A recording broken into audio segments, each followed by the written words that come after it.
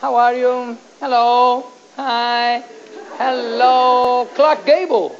Amazing.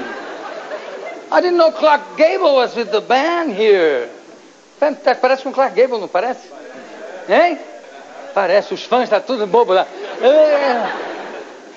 Eu vou começar com um guitarrista que já foi líder do Dire Straits, guitarrista e compositor, Mark Knopfler, please.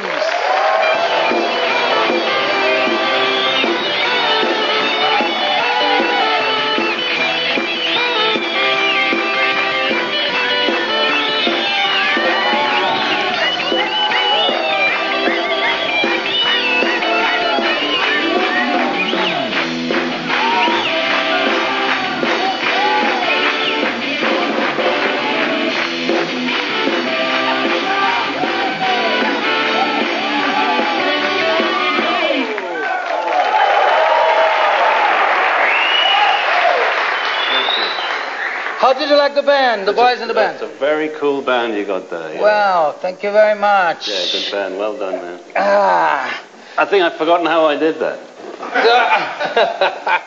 Ele elogiou o sexteto, que tocou um tema em sua homenagem, que eu acho que eu já esqueci até como é que tocava isso. Você, Mark, a gente pode fazer a entrevista em português, não tem problema, né? Sure. Just ask me everything in Portuguese, it'll be fine.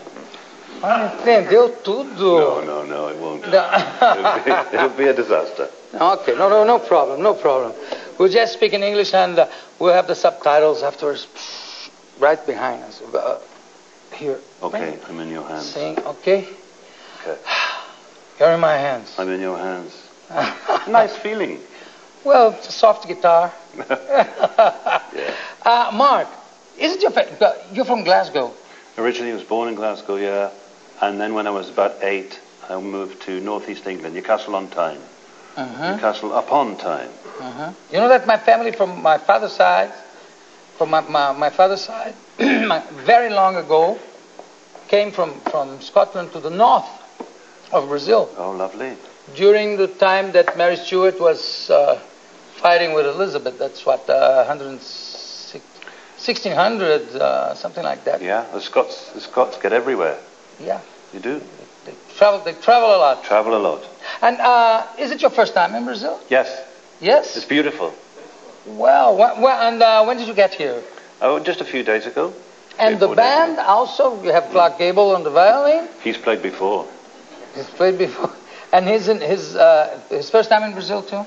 I think it is, yes, it's his first time. Yeah, they're all having a lovely time. They've all bought lots of percussion instruments, and they've been in the music shops already. Spending lots of money. Even before getting the money, they're just spending it. I know. That's the best way to do it.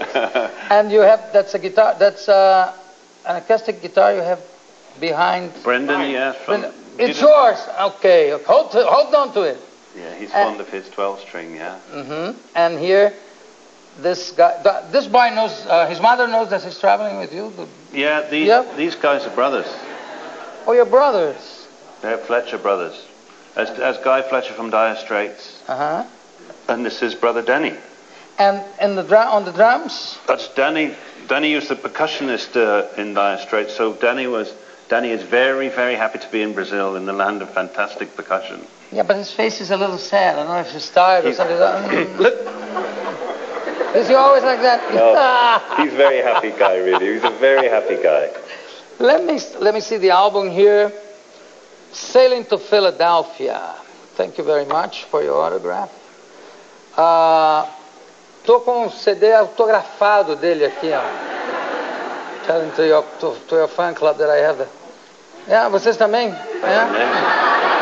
Okay. I signed them all. That's why I've got the pen here. I've just been in there just writing away. Yeah, you're left-handed? I'm left-handed, yeah. And also with the guitar? No, because my big sister, I began on tennis racket, and I was playing my tennis racket when I was a little guy, like with the music. And my big sisters are like, no, it has to be the other way around. So I played a tennis racket this way. You started with a tennis racket, so now you can play But if you turn the guitar around, no sound comes out of it. If I try left-handed, I'd be terrible. Yeah. Terrible. Well, yeah, I can play. I can. What do? I use a knife and fork the proper way around. Yeah, me too. And I play. If I played cricket or golf, I play right-handed. Whop. Yeah, right-handed. Yeah. But most things left. Yeah, I do. I have a fork and a knife also. Are you left-handed? I am both-handed. Wow. Some things I do with my left hand, some things with my right hand. I think that to eat, because I'm a fat guy, so I think it's faster to eat without changing all the time that thing. The album Sailing to Philadelphia. What do you sing about here? What's the main difference between what you're doing now and what you used to do with Dire Straits? I'm older. And I think I've had fun with this album. There's about 13 songs on there, but about 9 of them I've got different vocalists. I've got different, I've either sharing the vocals with a couple of people or got backing vocals from different combinations of things with different people, just to give the songs more, I've got more vocabulary now, I feel, musically. And I like traveling alone. I like go to the airport, get on a plane, go to wherever I go, New Orleans or wherever I go. I just feel as though I can move quickly, get, if I want, now I feel as if I want to come to Sao Paulo and get some, percussion on something, I just come. It would be easy. It's much easier. And also, speaking about your music, you think you have I like that expression, you have a better vocabulary. Yeah, I think it's richer. I'm a very, very slow learner, but I slowly I think I get a little better. I mean, all I want to do, if I have any ambition at all, is just to make 1 or 2 records that I can listen to. That's all. Nothing different. Because I don't sit around at home playing my own records, You don't. Frank Sinatra used to do that. No. Yeah, he loved it in his car, everything. But Frank Sinatra, you can understand that. That's not me. That would be. You hate when you see you on TV, for instance. Yeah, and talking, or in a restaurant. If I have to go in a restaurant and there's a mirror, I don't like. I'll have to sit round the other way. And the first time I saw myself talking on television, who is that guy? Yeah, with me it's the same thing. When I see myself on television, I said, that's not me. That's not me. I'm even fat there. And it couldn't be me. Really couldn't. And also in the restaurant, it's terrible because not only you have to look at yourself in the mirror, but you see yourself eating. Eating? No, please. No. Please, no. No. You're graduated in literature. By some fluke, yeah. And it happened. But did you work as a journalist sometime? I was a baby reporter, like a junior, and I did it in a town called Leeds, where Brendan is from, for 2 years. But I think it all helped in songwriting in a way. But, sure. But I think it's got to be in your blood. You've got to really want to do it, to do that job. Just like you've got to really want my job. You've got to really love it to do it. You've got to really want to play an instrument. You've got to really want to do it. You've got to really work hard at it. And I don't think I was a very good journalist. In fact, I know I wasn't a very good journalist. Well, you used to do reviews or critics of in the theatre? Well, there was a theatre in Leeds called the City Variety. They sent the junior kids there to do, like you do, 1 paragraph review, But it was good for me because I was 19 years old, and there was one good thing about those shows is that there was a stripper on. Wow, that's great. And so I was happy to go. Sure, great reviews also. The reviews were very small, and the strippers were always very old, but it was good Well, fun. anyway, but I think that in this case the only thing that was small was the review. Yeah, the review was always... The rest was huge. Well, I was a long way from the stage. Tell me something. So when did you start, when did you feel, or when did you know that you wanted to be a musician, a singer, a composer? When did that strike you? Well, what happens is your idea of yourself changes. I mean, you begin thinking, oh, you can strum a few chords, you think maybe I'm... You begin playing with the tennis racket. Yeah, maybe I'm a guitarist. And then you write a couple of songs and you think, well, maybe I'm turned into a songwriter, So then I know your idea of yourself changes as time goes by. And now I see myself as like, I don't know what the expression in Portuguese would be, but it's jack of all trades. Yeah, but I say jack of a few trades, master of none. That's what I say. That's difficult to translate, but that's not my problem. We'll do it. We'll just do it. You were the most voted international artist to play in Rock in Rio. Did you know that? I didn't know until until I got here just a little while ago, and I was amazed. I mean, and also I didn't know that there was more than one stage. I thought Rock in Rio would be like one stage and this field just full of people. Yeah. But it was organized by P.T. Barnum. Yeah. A lot of rings. But there was but there's a few stages, and so I didn't realize that. But maybe next time. I mean, what I'm going to do is play here in April and play maybe 3 nights in a hall and here. And I mean, maybe it'd be a better experience for people to be inside rather than in a field, Yeah, sure. And this time you just came for the album, for the new album. Just to sort of let people know that it's there, so that we can have a good time when we come. Sure. Because it's good to tour with an album that's up. It's always more fun. I've tried touring with an album that wasn't doing so good. That was back in America once during the fuel crisis. And it was like pushing a car up a hill. It was, so...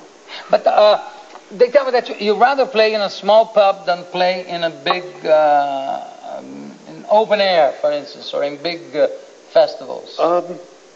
Not a small pub, yeah, I like small pubs, but I like places this size, I like places 10 times this size. Even 5,000, 6,000 is great, 10,000 is great, but once you get into a field...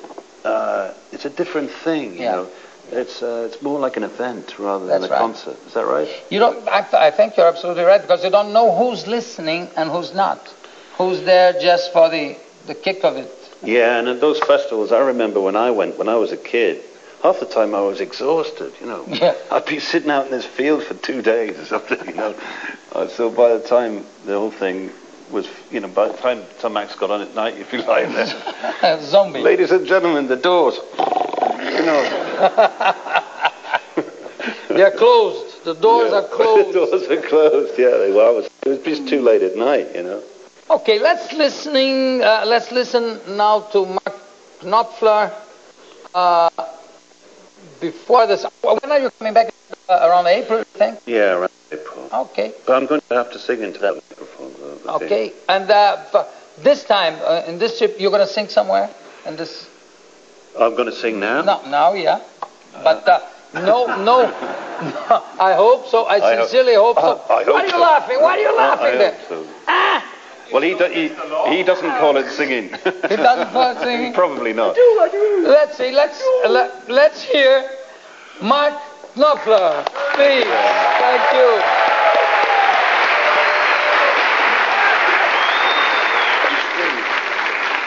I think I'm on. Okay, here's